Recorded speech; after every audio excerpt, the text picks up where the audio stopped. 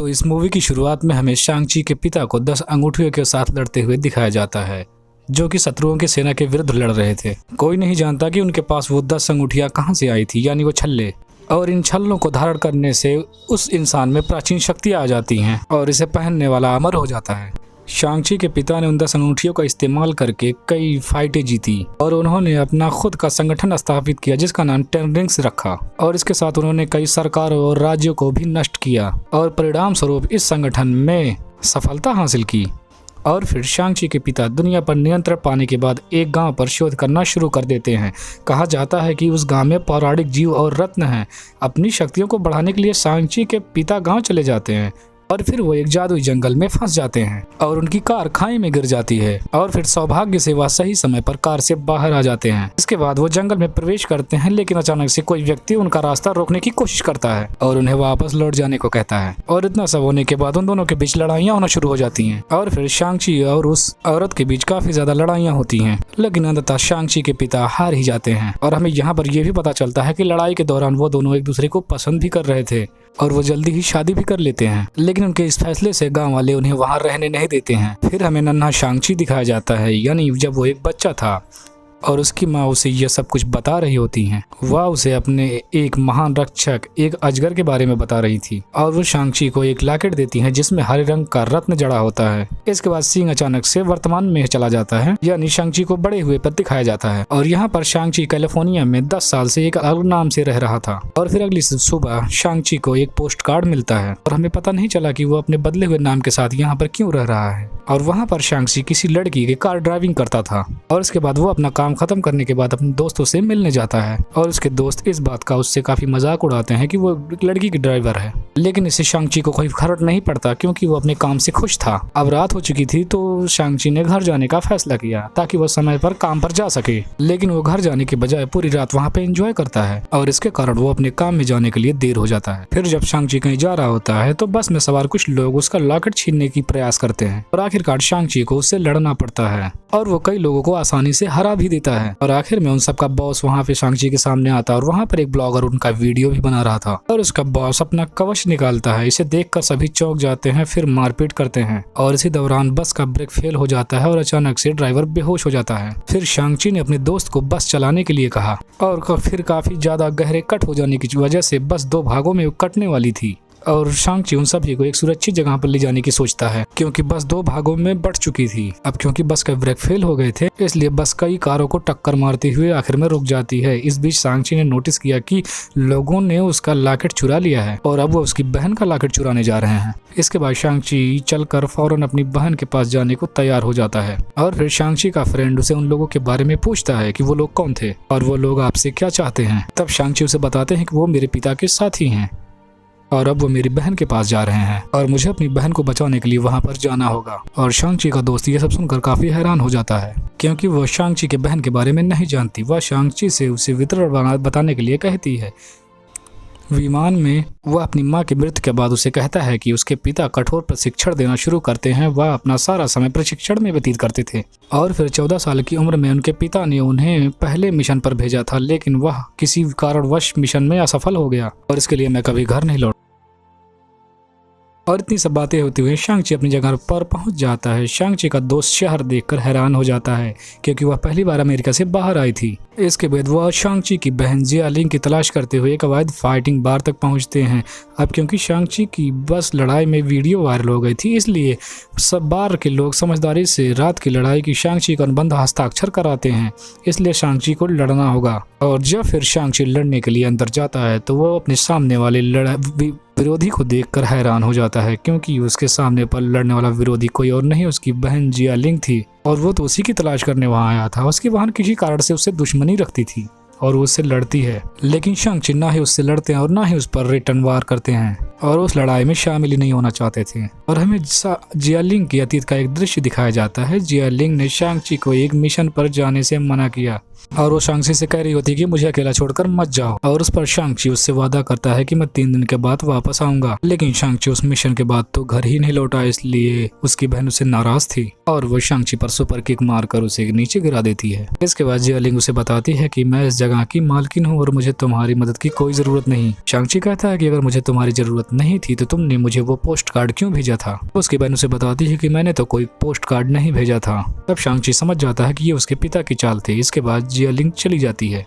इसके बाद उसके पिता के साथी भी वहां पे पहुंच जाते हैं। काफी ऊंचाई के कारण शांगची खिड़की का शीशा तोड़ता है और अपने दोस्त को बाहर ले जाता है और वो अपने दोस्त को लिफ्ट में जाने के लिए कहता है और वो लड़ने के लिए वहीं पर रुक जाता है। लिफ्ट में पहुंचने से पहले उसकी दोस्त गिरने वाली होती है, लेकिन शांगची पर काफी ज्यादा हमले होने के कारण उसका हाथ उसके फ्रेंड से छूट जाता है और नीचे गिर रही होती है। इतना तब देखकर शांगची की बहन जियालिंग उसे बचाती है और शांगची की लड़ाई में मदद करने लगती है और उन पर एक बम भी फेंका जाता है और वहाँ पर उसके पिता का साथी भी आ जाता है और वो उसके पिता के लॉकेट लेते हुए वहाँ से भाग जाता है। लेकिन हेलीकॉप्टर में जाने से पहले शांगची उसे पकड़ लेता है और शांगची उसे मारने वाला होता है। तभी उसके पिता आते हैं और उसे उसकी हत्या करने से रोकते हैं और उसे कहते हैं कि मैं जानता था कि मेरे साम्राज्य का कोई भी सदस्य तुम्हें हरा नहीं सकता। और इसके बाद शांगची के पिता सबको लेके घर जाते हैं। वहां पहुंचकर वह बहुत ही उदास दिख रहे थे। इसके बाद जियालिंग शांगची के दोस्त के बारे में उसके पिता से बताते हैं कि मेरे पिता ने मेरी माँ की मृत्यु के बाद कभी मुझसे बात नहीं की और उन्होंने कभी मुझे अपना बेटा नहीं समझा। मैंने उन्हें खुद को दूर से देखकर प्रशिक्षित किया और बाद में मैं उनसे बेहतर बन जाता हूँ। जब मुझे लगता है कि शांगची नहीं लौटेगा तो मैं 16 साल की उम्र में वहाँ से भाग गई। इसके बाद मैंने एक नया अपना साम्राज्य बनाया और इस रात उन दोनों ने साथ में खाना खाया और उनके पिता शांगची को फिर से अपनी टीम में शामिल करने के लिए कहते हैं, लेकिन शांगची मना कर देता है और उनके पिता उनकी माँ के बारे में बताना शुरू करते हैं। तुम्हारी माँ ने मेरी जिंदगी बदल दी और बताते हैं कि हमने हम दोनों के साथ इतना मजा किया कि हमने इसके बारे में कभी नहीं सोचा।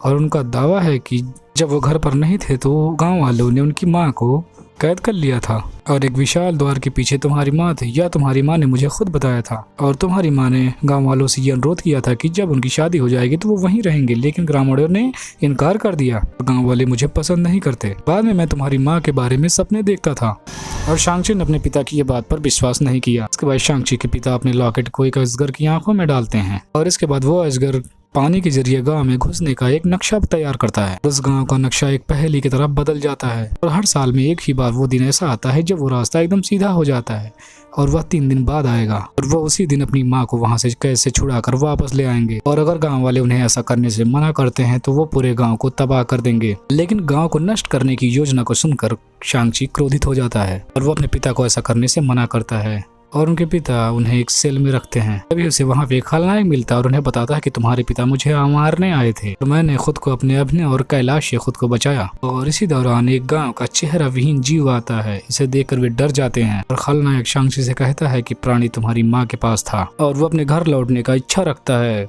और वो जीव शांगची को गांव ले जाता है। इसके बाद वो जियालिंग की सहायता से आगे बढ़ने लगते हैं और इसके बाद वो वहाँ से एक कार में सवार हो जाते हैं और उनके पिता के साथ उन्हें पकड़ने पहुंच जाते हैं, लेकिन वह किसी तरह से बचकर निकल जाते हैं। और दूसरी तरफ उनके पिता उन्हें पकड़ने के बजाय युद्ध के लिए तैयार होने को कहते हैं। वो कहते हैं कि अगर मेरी पत्नी लौटेगी तो ठीक है, नहीं तो युद्ध होगा। इसके बाद शांगची के पिता बहुत ही मुश्किल के बाद उस जंगल को पार करते हैं और वह गांव में पहुंच जाते हैं और फिर वो एक बड़े से झरने को पार करते हुए वहां गांव में पहुंचते हैं और वो वहां पे बहुत ही प्राचीन जीवों को देखते हैं जिन्हें देखकर वो दंग ही रह जाते हैं। इसके बाद वो वहाँ के गाँव वासियों से मिलते हैं जबकि गाँव वाले उन्हें वापस लौट जाने के लिए कहते हैं। इसके बाद उनकी चाची भी आ जाती है और उन्हें रोकती हैं। इसके बाद शांगची उन्हें बताता है कि हमारे पास घोड़ा है।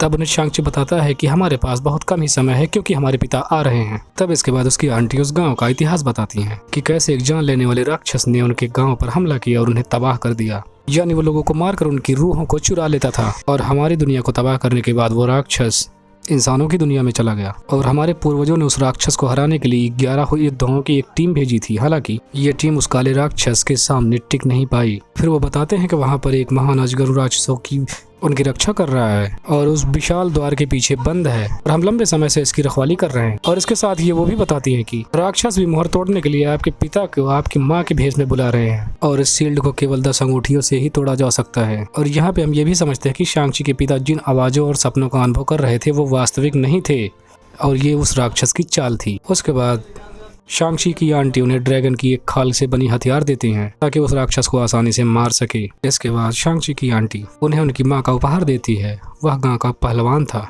इसके बाद वो युद्ध के लिए प्रशिक्षण शुरू करते हैं और नए हथियारों के साथ प्रशिक्षण के कारण जियालिंग अधिक शक्तिशाली हो जाता है। इसके बाद शांग-ची अपनी मौसी से उन्हें उनकी माँ की युद्ध के कौशल सिखाने के बारे में कहता है और यही वो चीज है जो उसको पिता को हरा सकती है। और हमें ये भी पता चलता है कि शांग-ची की माँ की मौत उनके पिता के कार्यों के परिणाम स्वरूप हुई थी और शादी के बाद उन्होंने 10 अंगूठियां उतार दी थी और उनके पुराने शत्रुओं ने मौका पाकर उनकी पत्नी को मार डाला और ये जानकर शांग-ची के पिता उदास हो जाते हैं। फिर वह अपनी अंगूठियां पहनता है। इसके बाद शांग-ची के पिता अपने पत्नी के हत्यारों को ढूंढकर एक करके सबको मार डालते हैं। जब उन्हें मुख्य हत्यारे के बारे में पता चलता है तो उसे मारने के लिए शांग-ची को भेजते हैं और ये वो मिशन था जिसके बाद शांग-ची घर नहीं लौटा और उसकी तलाश करते हुए उसका उदास दोस्त भी वहाँ पे आ जाता है। उसके बाद शांग-ची उसे बताता है कि मैंने अपनी माँ के हत्यारों को मारने का पूरा काम कर लिया है, लेकिन बाद में मुझे पता हुआ कि मेरी माँ इसके परिणाम स्वरूप आक्रामक हो जाएंगी और मेरी माँ नहीं चाहती कि मैं अपने पिता की तरह गलतियां करूं। यही कारण था कि मैं घर नहीं लौटा, लेकिन ये बात मुझे आज भी परेशान करती है। और फिर अगले दिन वो युद्ध के लिए तैयार हो जाते हैं, लेकिन शांग-ची की फ्रेंड को युद्ध में शामिल नहीं किया गया था क्योंकि वो अभी लड़ाई के लिए तैयार नहीं थी। इसके बाद शांग-ची के पिता वहाँ आते हैं और वो अपने साथी और ग्रामीणों को मारने के लिए कहते हैं और फिर दोनों गुटों में मारपीट होने लगती है